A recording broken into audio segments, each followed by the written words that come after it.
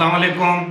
ابرار رشید آپ کی خدمت میں حاضر اور آپ سے ریکویسٹ کہ اگر ابھی تک آپ نے اس چینل کو سبسکرائب نہیں کیا تو اسے سبسکرائب کر لیجئے گا. تازہ ترین ویڈیو اور ان کے نوٹیفیکیشن کے لیے جو بیل آئیکن یا نوٹیفیکیشن بیل ہے اس کو بھی پریس کر دیجئے گا. آپ کا بہت بہت شکریہ. گزشتہ روز سپریم کورٹ کے فیصلے کے بعد اب دو تین جو ہے موضوعات پر جو مقتدر حلقے سیاسی حلقے ان میں ایک بحث جاری ہے کہ کیا وزیر اعظم کوئی اور خودکش حملہ کرنے جا رہے ہیں, کیا وہ اپنے پاؤں پر ایک اور کلہاڑی یا کلہاڑا ماریں گے, کیا ان کے جو مشیر ہیں ان کو کوئی صائب مشورہ دیں گے یا وہ صاحب مشورہ سننے کے لیے تیار ہو جائیں گے. گزشتہ شب ہی وزیر اعظم عمران خان نے ٹویٹر پر ایک پیغام دیا جس میں انہوں نے کہا کہ انہوں نے آج جمعے کے روز اپنی کابینہ کا اجلاس بلا لیا ہے اور اس کے بعد انہوں نے اپنی پارلیمانی کمیٹی کا اجلاس بلا لیا ہے اور رات کو وہ قوم سے مخاطب ہوں گے. یاد رہے کہ یہ وہی کابینہ ہے جس کا باقاعدہ اجلاس گزشتہ 5 ہفتے سے منعقد نہیں ہو سکا اور اس کی بڑی وجہ یہ تھی کہ انہیں معلوم تھا کہ ان کے اتحادی کابینہ کے اجلاس میں نہیں آئیں گے اور اس سے ان کی سستی ہوگی یا ان کی کمزوری عیاں ہوگی کہ اتحادی عمران خان یا ان کی جماعت کا ساتھ یا حکومت کا ساتھ چھوڑ چکے ہیں. اب جتنے منہ اتنی باتیں گزشتہ شام یا رات سے ہم دیکھ رہے ہیں اپنے طور پر ان کے جو کچھ عرصے کے لیے بظاہر جو وفاقی وزراء دوبارہ اپنے عہدوں پر بحال ہوئے ہیں وہ طرح طرح کی بیان بازی کر رہے ہیں. کوئی کہتا ہے کہ سپریم کورٹ کا فیصلہ سر آنکھوں پر لیکن اس میں یہ نہیں ہے اس میں وہ نہیں ہے. بہرحال جو بھی ہے اب 2-3 چیزیں جو ہیں وہ سامنے ہیں عمران خان کے حوالے سے کہ ایک تو یہ ہے کہ سپریم کورٹ نے اپنے جو فیصلہ ہے 8 صفحات پر مشتمل جو فیصلہ ہے اس میں کوئی ابہام نہیں چھوڑا کہ جس سے حکومت کوئی فائدہ اٹھا سکے. نہ اجلاس ملتوی کیا جا سکتا ہے, نہ کوئی اور غیر آئینی یا غیر قانونی اقدام اٹھایا جا سکتا ہے. میں پارلیمنٹ کے حوالے سے بات کر رہا ہوں. نہ اب وزیر اعظم استعفیٰ دے سکتے ہیں, دے تو سکتے ہیں لیکن پتہ نہیں اس استعفے کی قانونی یا آئینی حیثیت کیا ہوگی, کیونکہ اب جو صورتحال ہے سپریم کورٹ کے فیصلے کے مطابق وہ وہی ہے کہ جس طرح اسمبلی کا session assembly was in session 3 April کو, تو وہی صورتحال ہے. تو اس کا مطلب ہے کہ ان کے خلاف تحریک عدم اعتماد پر تو اب کاؤنٹنگ ہونی ہے, تو اب وہ مستعفی ہونے کا وقت ان سے چلا گیا. البتہ وہ یہ کر سکتے ہیں کہ اپنے جو ارکان پارلیمان ہیں یا قومی اسمبلی ہیں ان سے استعفے دلوا سکتے ہیں. پھر اس کے بعد جسے کہتے ہیں کہ law and constitution will follow its own course, جو بھی اس کا مروجہ طریقہ کار ہے آئینی طریقہ کار ہے اس کے تحت ساری کارروائی ہوگی. لیکن اب دیکھنا یہ ہے کہ کیا آج وہ قوم سے خطاب کر پائیں گے کہ نہیں.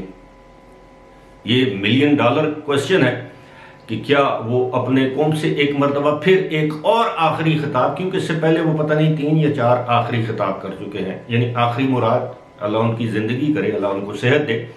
آخری سے مراد یعنی اقتدار کے دوران بطور وزیر اعظم ان کا آخری خطاب.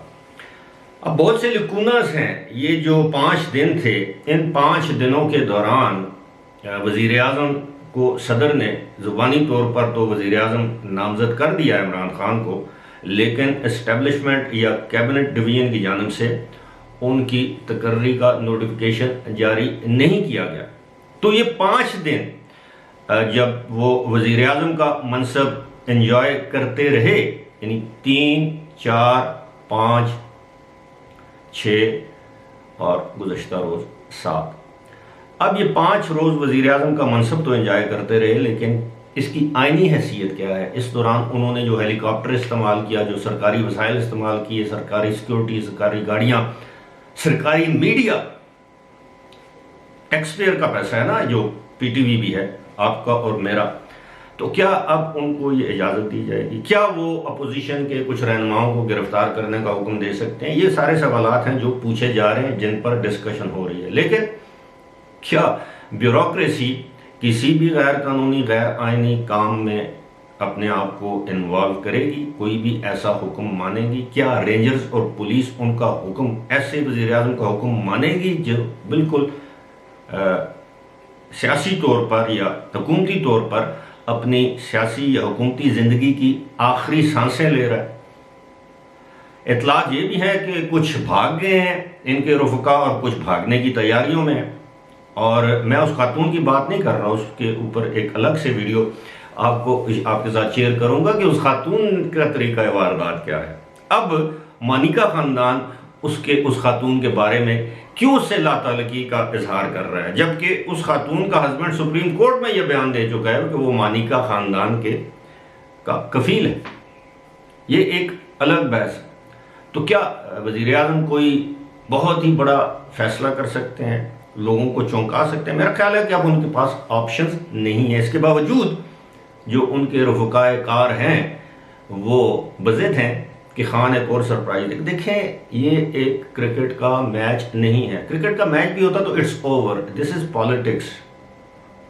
آپ کیوں نہیں مانتے کہ آپ ہار چکے ہیں؟